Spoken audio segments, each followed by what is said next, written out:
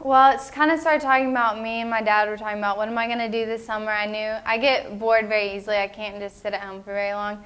And I was, I kept saying, I don't want to do that. I don't want to do that. I don't want to do that. And he said, do you want to do something at Salvation Army? Well, the first day I came to the Salvation Army, they put me in the back room to do food boxes. And I remember I got this whole system down and was like throwing in them. I made them so fast. They were amazed that I'd done so many. I just got it really into it. And then I went back and I did the phones, and they had their whole entire voice mailbox was full of messages, the entire thing. And I went through and listened to them all and had to write down their name, and I could not understand any of the names at all. And I was just trying to write them down and write down what service they needed. And then I had to call all of them back. I had 3 pages of names and say, I'm sorry, there's no more funding. Call back on July 28th and maybe you can try for August. And to me that was just there's so many people who need help, and I don't know.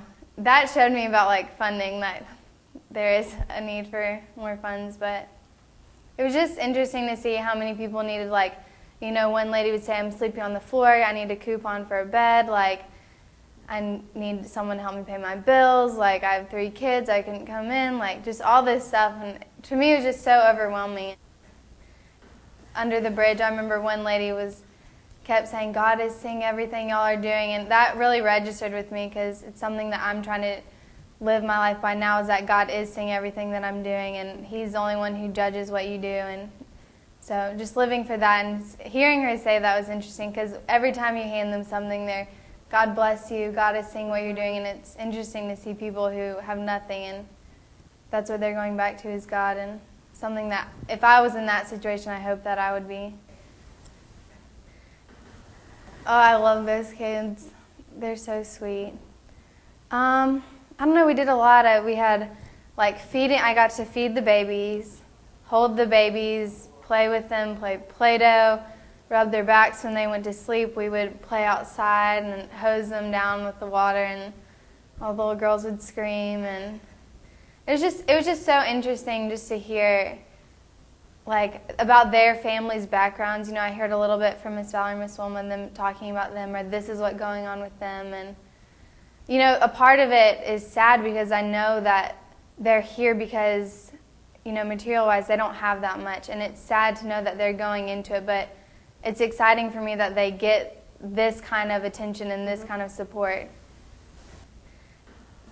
I loved going to Magnus Potter. It was the type of day where I would go for 3 or 4 hours and go home and just sleep the rest of the day.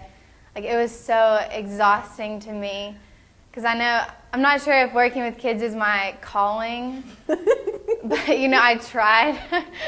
But it was just so interesting to see how Vaughn reacted with them, and Quincy and DeCarlos, and they were all just amazing to watch, and how the kids would respond to them, because I know I could not get that same reaction on them. If I told them to do something, it was whatever. They say it's just that respect, and I loved those kids. They were a lot of fun. I know whenever someone's like, what are you doing this summer? And I say, oh, I work for the Salvation Army. It's they don't really understand, and then I go, my next step is, no, I don't work at the store. And then I just keep going, and I'm like, well, sometimes I do business, and I do care for kids, and they have transitional housing, and they have families that live upstairs, and then the kids come downstairs because their parents have to work. And then I go, oh, and there's a community center, and it used to be the Boys and Girls Club, and then the Salvation Army had to pick it up out of nowhere, and I go over there and help, and they have emergency services, and it's there's so much stuff to say. I can never get it all out because I've just had a little bit of everything, but just that feeling of there's so much stuff you'll have going on, and just the people who will sit down and listen to me, I feel they're so amazed by, oh, I didn't know they did all that.